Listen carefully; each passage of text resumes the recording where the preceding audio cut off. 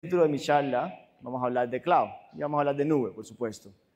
3 preguntas y quiero que sean lo más sincero posible. Primero, ¿cuántos aquí han intentado crear una nube? Bien, ok. ¿Cuántos consideran que es una locura de mi parte crear una nube?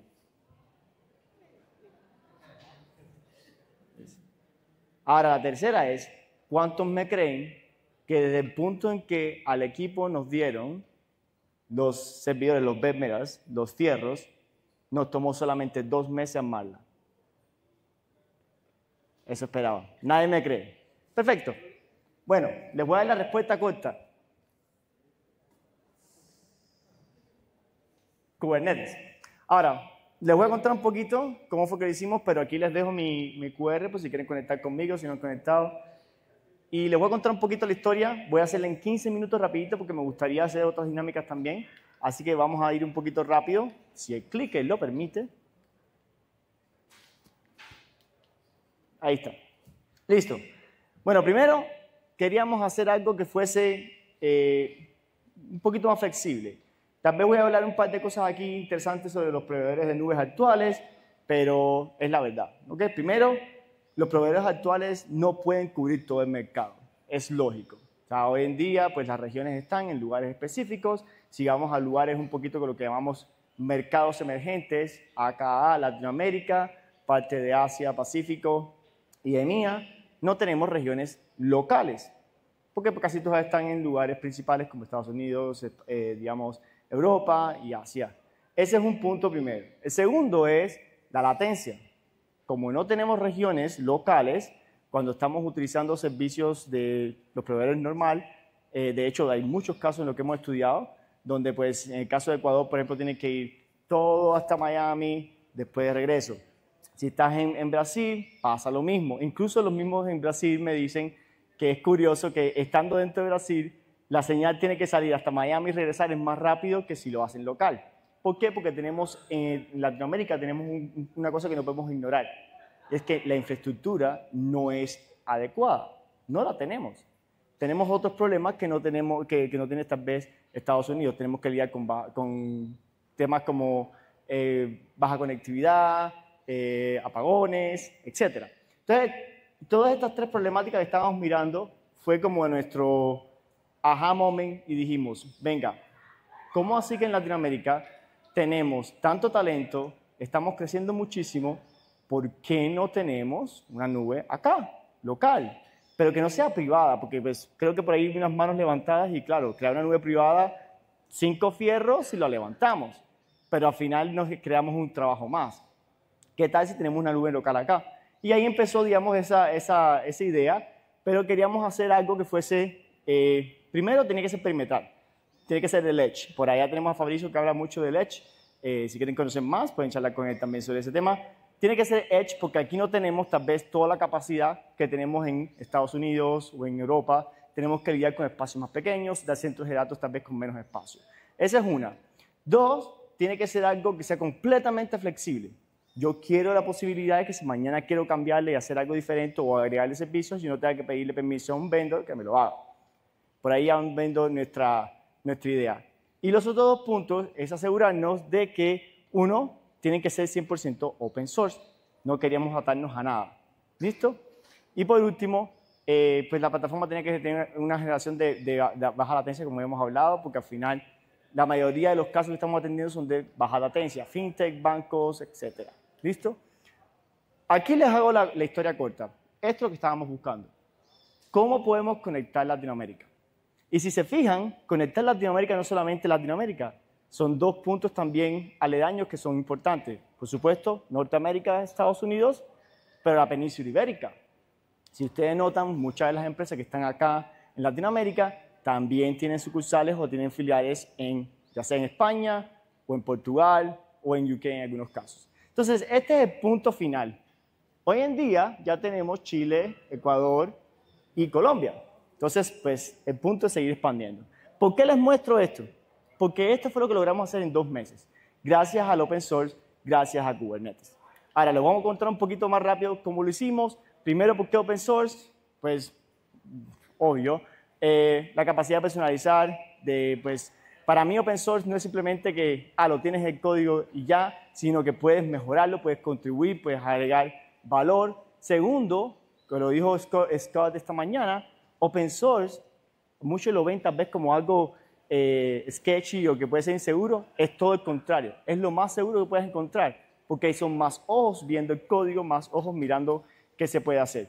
Y hay otra serie de, por supuesto, beneficios que tenemos ahí, aparte de costo de eficiencia y eso. De hecho, estaba comentando de que gracias a eso no tenemos que agregar unos costos enormes porque pues es open source, uno no cobra por el software. Ahora, esta es la parte importante y por seguro lo que muchos quieren ver. ¿Cómo lo hicimos? Pues acá hay una serie de tecnologías, por supuesto, que pues tuvimos que probar y hacer y prácticamente masterizar en un momento. No es solamente Kubernetes, ¿no? Porque también hay que ser también críticos. Kubernetes es una de las tecnologías, es una fundación que utilizamos para crearlo, pero no provee todo.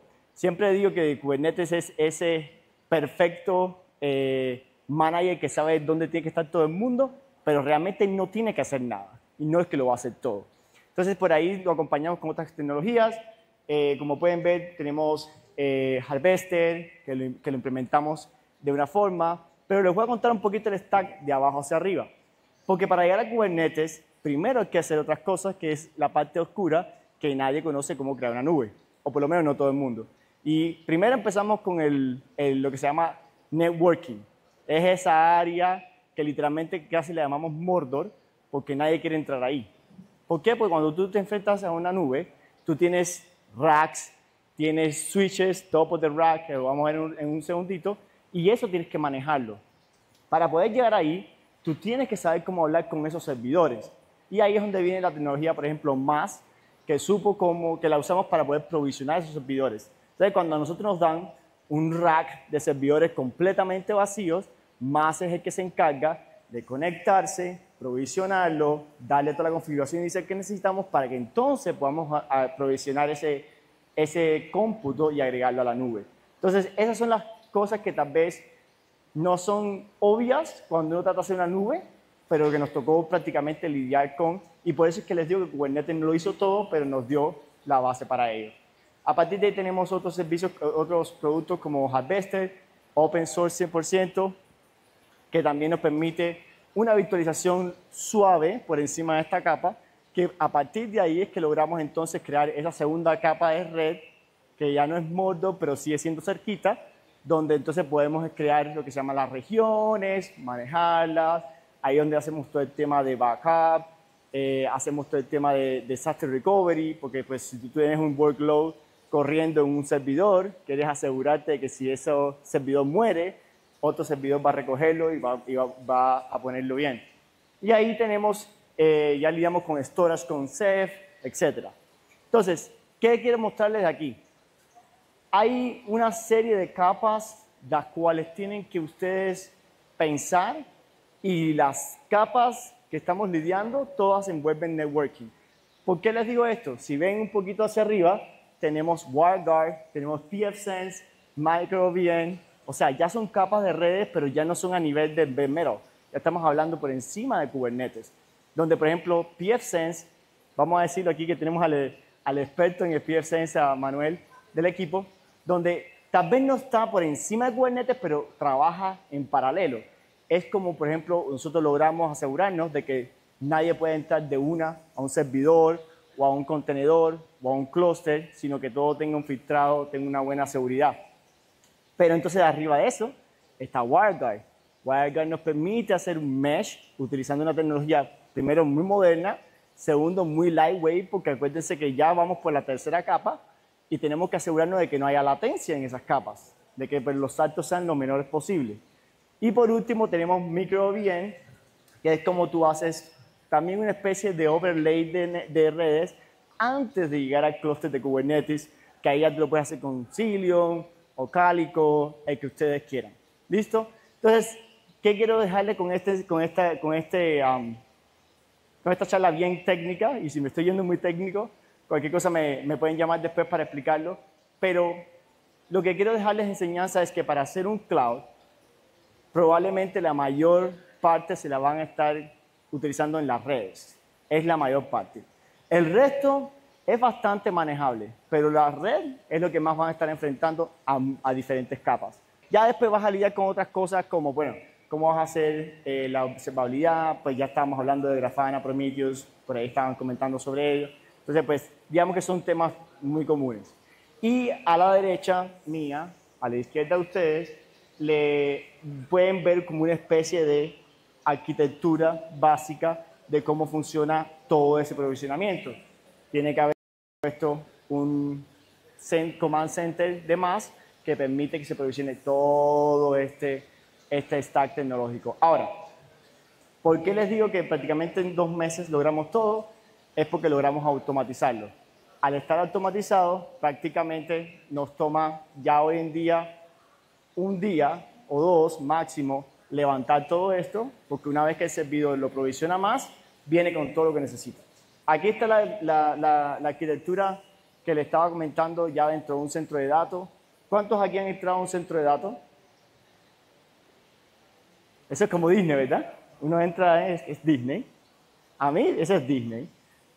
¿Por qué digo que es Disney? Porque para mí es una de las cosas más chéveres de la ingeniería que hay. Para muchos, cuando damos un clic y se crea una máquina virtual, eso es, uy, qué wow, ¿cierto? Para nosotros que hemos estado en un centro de datos o que hemos trabajado en centro de datos, sabemos que para que eso suceda hay una serie de cosas en el medio que envuelven hasta cables, pisos fríos calientes, switches, que todo se ve muy bonito para nosotros. Y aquí hay una representación de cómo se ve eso. Entonces, pues, usamos realmente una arquitectura estándar, Spine and Leaf, donde pues cada uno de ellos están interconectados, tienen diferentes tipos de, tiene switches, tiene tipo de rack, tiene los out-of-band management también. Entonces, es muy estándar, es como se ve, digamos, como nos ha funcionado perfectamente bien, o sea que no hay nada diferente aquí a lo que tal vez muchos han visto ya. ¿Listo?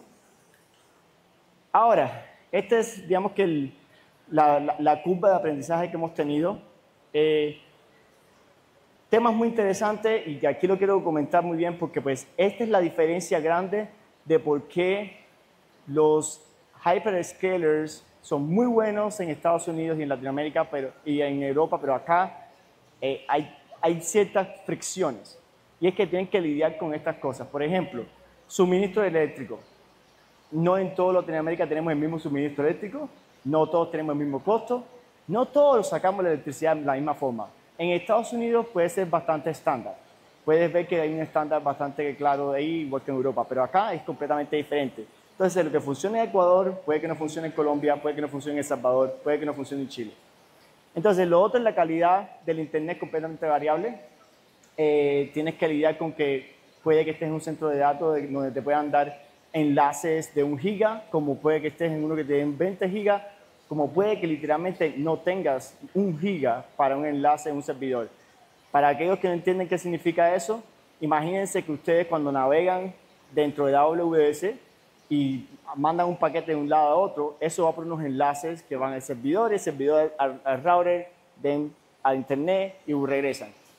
Imagínense que pues cientos de clientes están utilizando el mismo enlace de 1 giga. Eso se puede saturar. Entonces, ahí digamos que tenemos bastante variedad. Por eso que nosotros lo que hicimos fue que hicimos un partner con una compañía que ya tenía todos los enlaces y no tuvimos que preocuparnos por eso, pero sí teníamos que asegurarnos de que todos los servidores tuviesen por lo menos el mismo enlace doble, porque esta es la parte interesante. Simplemente no puedes conectar un servidor a internet y ya. Tienes que conectarlo mínimo con 2 para que puedas hacer lo que se llama un bound, y con ese bound tú puedes prácticamente duplicar y estandarizar la conectividad. Lo otro es, por supuesto, la energía de respaldo no es la misma. He visto centros de datos que tienen energía de respaldo completamente diferente, como mismo hay otros que tienen simplemente un tanque de petróleo afuera parqueado. Esa es la energía de respaldo. Hay múltiples proveedores de uplink y la redundancia de sistemas, de mejora de sistemas completamente variables. Entonces, ¿qué le quiero decir con esto? Es que muchas veces para crear un cloud no es ni siquiera la tecnología el problema, es las condiciones en las cuales lo estás creando y qué estás haciendo con ello. ¿Ok? Aquí viene la parte interesante de cómo logramos hacerlo tan rápido, es que desde el principio todo lo hicimos como código, infraestructura como código. A Manuel esta mañana hice una charla sobre Sveltos, de cómo pudimos orquestar todos nuestros clústeres de Kubernetes y que prácticamente él hace un cambio en un repositorio y chao, ya, se fue todo y se configura automáticamente. Pero también hay que hacerlo a nivel de infraestructura, a nivel de networking, y no es el mismo software. No, lamentablemente, OpenTofu o Terraform no funciona muy bueno cuando estás provisionando servidores bare metal. Ahí tienes que utilizar un poquito más Ansible, que es un poquito más flexible, un poquito más amable para ese tipo de casos. Pero si estás configurando redes, no es una buena idea, digamos, automatizar mucho. Porque cuando tú configuras una red y la tratas de automatizar mucho, puedes hacer cambios que te puedes arrepentir por siempre. Nos ha pasado. Entonces, digamos que por ahí hay diferentes tipos de casos. Ya les comenté con todo el tema de GitOps. Lo que tienen que ver es que es un abanico que tienen que automatizar, sí o sí, pero al final no todo, y tal vez esto viene siendo una contradicción viniendo de mí, de que pues, me encantaría automatizar todo, no todo debe ser automatizado. Hay casos en los que es mejor no hacerlo, por eso es que miren el abanico de una forma, digamos, por escalas y traten de utilizar la mejor herramienta posible. Aquí les di unas cuantas para que tengan como tal en contexto. Este me encanta. Seguridad. Pues es la pregunta que más nos dicen. ¿Ustedes son seguros? Sí, somos seguros. El punto es que, claro, asumimos que AWS, Google Cloud, tienen algo mágico que nadie más tiene. Ojo, sonará que tal vez estoy como que siendo un poquito, digamos, fiery con ellos. No, es que simplemente recuerden, por detrás de lo que ellos tienen también están estas herramientas. Es lo mismo, lo único que ellos lo hicieron hace 10 años, nosotros lo estamos haciendo ahora. Pero al final son las mismas herramientas, son las mismas tecnologías. Y el ingeniero que sabe networking lo sabe en Google, lo sabe en Amazon, lo sabe en Qwembe. O sea, no es nada diferente. Ahora, ¿qué sí queremos asegurarnos? Es que seguridad tiene que ser a diferentes capas, no simplemente a una. Por ejemplo, nosotros empezamos desde la capa del centro de datos. Aseguramos de que el centro de datos nos da una seguridad que nosotros podamos respaldar. Por ejemplo, desplegar un centro de datos Tier 2 tal vez no es lo más recomendable, porque no tiene todo lo que necesitamos para poder decir somos seguros. Pero un Tier 3 sí, hacia arriba. Y ahí es donde empieza la seguridad. Por eso que les comenté, pfSense es una capa. Tenemos otra capa que es WireGuard. Tenemos una capa en Kubernetes. Entonces, si se acuerdan aquellos que están tal vez haciendo la CKS, que es contenedores, cluster, cloud, code. Porque siempre se olvidan de eso. ¡No, infraestructura! Ese fue el error. Hackearon SSH. Sí, pero si tu código, digamos que de cierta manera permite hacer ese tipo de ataque, pues bailas. Entonces, ahí es donde quiero que tengan eso en cuenta, de que seguridad no es simplemente una vertiente, es todas las vertientes posibles. ¿Qué hacemos nosotros para poder, digamos, asegurar lo más que podamos? Es que minimizamos el footprint para que entonces tengamos que cubrir menos en seguridad y enfocarnos en pocos puntos, ¿no? Pero al final tenemos varios puntos, por eso que ven aquí que tenemos, empezamos desde el centro de datos hasta el dashboard que ustedes entran y hacen login. Ok, interesante. ¿Qué hemos aprendido acá? Y esto pueden ser buenas notas por si aquellos que quieran tal vez hacer su propio private cloud, esto les va a servir igual. El hardware. Traten de que sea el mismo hardware estándar. Nos pasó en una región de que pues, nos sucedió bien en Chile, perfecto. Chile era una belleza, eso se levantó de una. Llegó Colombia y teníamos el hardware de Colombia primero que Chile y no logramos levantar Colombia. Bueno, ¿qué pasa? Que nos dimos cuenta, ya después de tantas pruebas, de que, en Colombia, de los servidores que nos dieron, 2 eran diferentes. Dos servidores eran diferentes. Después de haber llorado casi 3 semanas en eso, nos dimos cuenta de que ese era el problema. ¿Por qué? Porque cuando tú estás haciendo un cloud y estás haciendo un discovery de recursos, él va a utilizar lo que se llama es el same hardware algo, que lo que hace es que te deja saber de que pues, si el servidor 1 al 3 son iguales, asume que el resto son iguales. Entonces cuando empiezan a desplegarse, el más Entonces dice, listo, hágale. Y todos los servidores son iguales a esta métrica. Pero no funciona así cuando un servidor que no es el mismo. Y entonces digamos que eso crearon bastantes problemas y ni siquiera era la tecnología, era que no habíamos estandarizado el hardware. Documentar. Hay muchas cosas que se hacen en infraestructura y las hacemos manuales. Esto es rápido para resolver. Sí, dale que sí, ya, mañana lo revisamos. Y se nos olvida.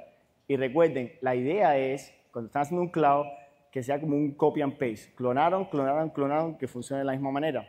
Si no documentan, se les olvida y después suceden casos interesantes. Automatizar desde el día 1, como les dije, uno lo hace manual, lo escribe en código para automatizar el siguiente. Por favor, hagan eso, se van a ahorrar muchísimos dolores de cabeza. En este caso, pues nos pasó así. Monitorear siempre desde cero. Nunca dejen de monitorear nada. Incluso a veces yo creo que dicen que monitoring es como que el día 2, algo así. Yo no creo en eso. Yo creo que seguridad, monitoreo todos día 0, porque al final, si estás haciendo pruebas incluso, monitoreo te puede ayudar a resolver los debugs mucho más rápido. Como por ejemplo el tema del hardware. Nosotros hemos tenido unas métricas que estábamos colectando desde el día 1. Y lo otro es planificar el fallo a todos los niveles. Van a fallar. Y por eso es que a veces cuando me preguntan, ¿pero qué pasa si una reunión tuya se cae? La otra la asume. Es que así es como debe funcionar. Tú tienes que. O sea, a veces me sorprende la pregunta de que me digan, que AWS no se cae, a Google no se cae. Sí se caen. Y muchas veces se caen y no nos damos ni cuenta. Lo que pasa es que le funciona el disaster recovery. Eso significa que está funcionando. Todos los sistemas van a fallar. Asuman de que va a fallar. Y así van a poder tener todos los campos cubiertos. Ya voy terminando. ¿Qué salió mal? Bueno, ya les dije la elección de hardware, subestimamos la complejidad, no fue algo tan sencillo, pero aún así lo logramos sacar en un tiempo récord. Muchas variables que teníamos que cubrir que, por supuesto, no nos dimos cuenta que teníamos que hacer. Y lo otro es el tema de las zonas ciegas en monitoreo. Eso definitivamente fue lo que salió mal, que tuvimos que cubrir, pero lo más importante para nosotros es la comunidad. Y dirán, ¿qué tiene que ver el pato con la guacharaca? Es una frase muy cubana. Pero ¿qué tiene que ver una cosa con la otra? Pues la comunidad realmente es lo que nos ayudó a entender muchas de las cosas de las tecnologías que aún estábamos tratando de aprender. Por eso es que Open Source para nosotros siempre ha sido clave, la comunidad siempre ha sido clave, el tema de Cloudnative ha sido clave. Porque pues muchas de estas tecnologías no las conocíamos y tuvimos que aprender, decir, bueno, ¿qué hacemos con esta? ¿Qué pasó con WireGuard? No sabemos cómo hacer un mesh. Mira, se nos olvidó que hay que hacer unas claves, etcétera, ¿no? Entonces, ese es el punto importante y la colaboración. Hay mucha colaboración en la comunidad. Por ejemplo, esto que estamos haciendo aquí, compartiendo cómo hicimos esto transparentemente con ustedes para que también lo puedan ver. No sé cuánto va a ser un cloud, pero si alguien va a intentar hacer algo parecido o algo privado, ya por lo menos tienen todas estas lecciones, ¿no? Así que, esto me lo voy a saltar, no hace falta. El estado actual de las métricas, como les dije, hasta ahora hemos tenido 99.9996 y tenemos, por supuesto, 3 regiones y vamos a terminar con 10 para final del año, más que seguro. Y esta es nuestra hoja de ruta. Si quieren conocer más, mucho gusto se pueden conectar conmigo, podemos charlar y ver, les contamos más chocaventuras. A nosotros nos encanta contar todo lo que nos sucede en el cloud, o sea, no es algo que contamos, porque pues si es open source queremos compartirlo, así que eso es algo que, por favor, nunca van a escuchar de nosotros, no, eso es una secret sauce, no, es open source. ¿Qué hicimos nosotros? Que lo pusimos todos juntos y ya tenemos el espagueti, más nada. ¿Ok? Y pues con eso termino, en tiempo récord también hice mi presentación, 15 minutos, así que espero que les haya gustado, que hayan aprendido algo, si les quedó dudas, déjenme saber, con mucho gusto los atiendo.